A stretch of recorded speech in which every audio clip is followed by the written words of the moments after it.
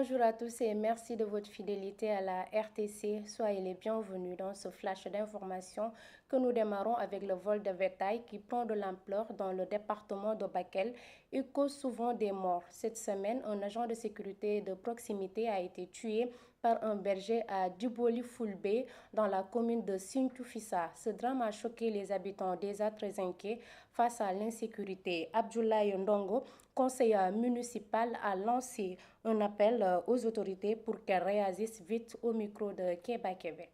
Le vol de bétail, les gens ils viennent avec son arme. Si tu n'es pas armé, tu ne peux pas récupérer votre aliment.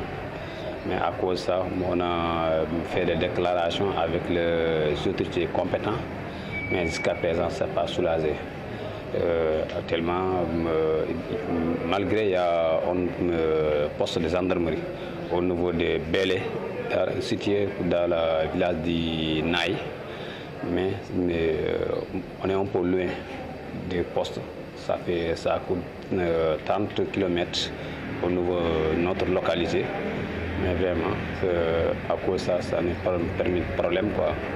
Encore, nous sommes habités au niveau des frontières entre Mali et le Sénégal. Actuellement, on n'a pas une bonne sécurité. Mais quand quelqu'un va venir avec les armes pour prendre votre aliment, tu ne peux pas affronter avec lui. Quand tu appelles au niveau des forces de sécurité, si on peut lui, avant il est interviewé, mais il est interviewé, avant il est interviewé, mais les gens ne sont pas. C'est ça quoi. On appelle si on crée même une poste de promiscuité pour sécuriser la population.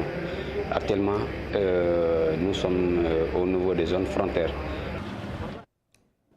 Et pour améliorer l'accès aux services sociaux de base et mieux gérer les enjeux environnementaux des îles de la Casamance, l'intercommunalité de Ziguinchor a organisé un atelier de formation. Les communes de Kafountine et de Djembéré y ont participé dans un esprit de collaboration et d'échange d'expériences. Écoutons maintenant Abdourahmane Diallo, qui est adjoint au maire de Djembéré, au micro de Ginette Badji.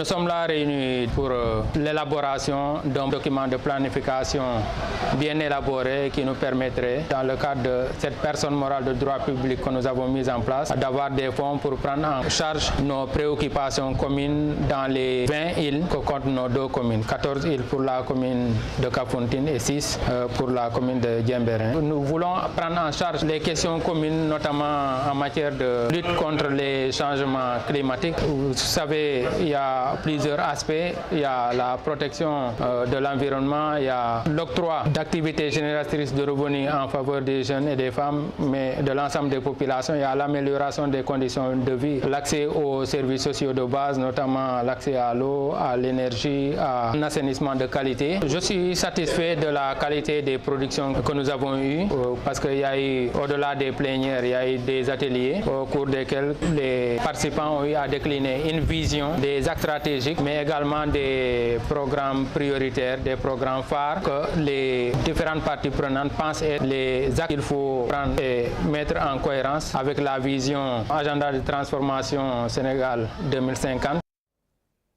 Ginette Badji, pendant ce temps, les tensions s'intensifient entre les chauffeurs de taxi jour noir et les plateformes de transport telles que Yango, Yassir ou Itz. Ces professionnels dénoncent la concurrence jugée déloyale des véhicules particuliers opérant via ces applications qu'ils considèrent comme illégaux. Ils appellent les autorités à intervenir pour régulariser le secteur. Reportage Modou Diouf. ak ay musóor yu xonq ya taximan yi la di dawale ci mbeddu Ndakaaru yi li leen nag moo di wane mer gi nga xamante ni ne daal dinañ koy mere auto particulier yi nga xamante ni ne ñoo ngi daal di utiliser yenn ci application yi mu mel ni Yango, Yachir ak Etch ñoom chauffeur taxi jaune noir yooyee nag ñoo ngi daal di tuumal yi les plateforme ndax jàpp nañu ne sàmm wuñu ak li yoon daal di tere. ba ñu loolu mais li nga xamante si moom lañ d'accordul ak Yango mooy particulier. Nous y reviendrons avec la version française dans nos prochaines éditions. Et Souboulde, cité religieuse située dans une quarantaine de kilomètres de Kolda, a célébré ce week-end la 60e édition de son Gamou dans un contexte particulier difficile, enclavé sans accès au réseau téléphonique et niché à la frontière gambienne dans la commune de Ndorna. Le village fait face à de nombreuses difficultés. Abdou Diawo nous en dit plus dans ce reportage. Souboulde, cité religieuse située à une quarantaine de kilomètres de Kolda, a accueilli des milliers de pèlerins ce week-end pour son 61e Gamou. Situé dans la commune de Ndorna, le département de Ménéfla, près de la frontière gambienne, Souboulde souffre encore de son enclavement, mais aussi du déficit en infrastructures sociales. Il faut accepter de rouler sur des pistes latéritiques crevassées pour y accéder. Les besoins en eau ne cessent d'augmenter. Le forage a un débit faible et ne parvient plus à satisfaire les besoins de ces populations, surtout en période de Gamou. Les puits traditionnels sont profonds et tarissent le plus vite souvent. Le problème de l'eau, parce que il y a beaucoup de personnes ici actuellement.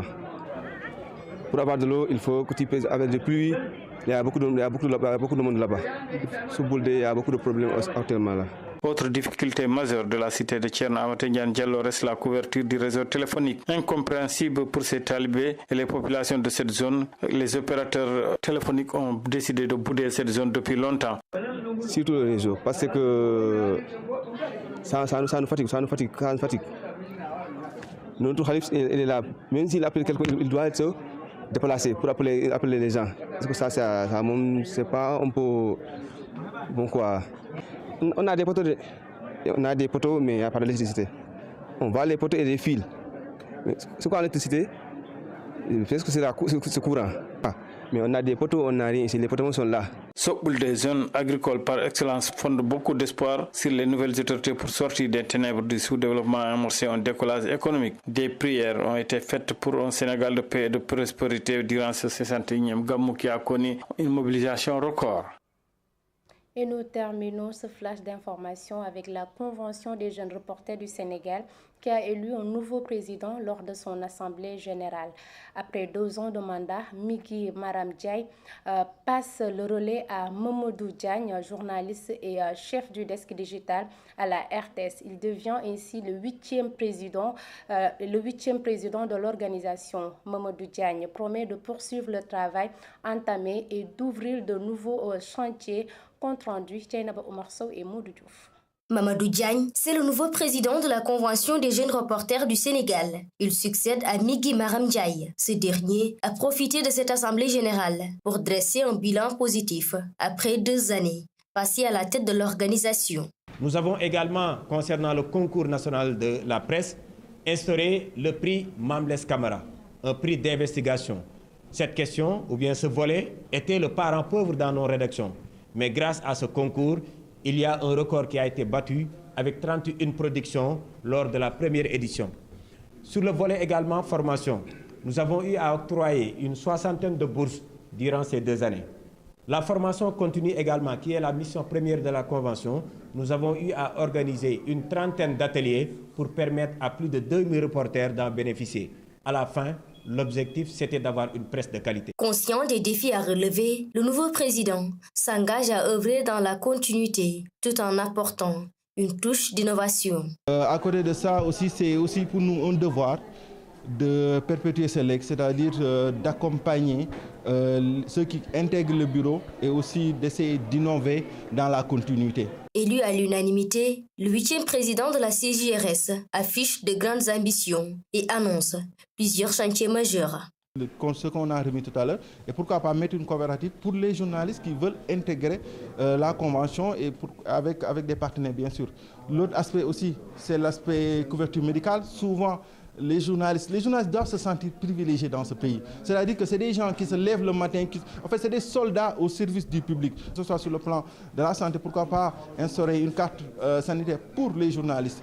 À ce niveau aussi, je pense que l'autre défi, c'est l'accompagnement pour les journalistes freelance. Pour relever ces défis, Mamadou Diagne lance un appel à une collaboration étroite avec l'ensemble des organisations de presse afin de lutter contre la désinformation, qu'il considère comme un impératif pour redorer l'image de la presse locale et renforcer la crédibilité du métier.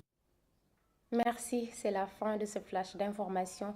L'information continue sur uracsenegal.sn. Excellente journée.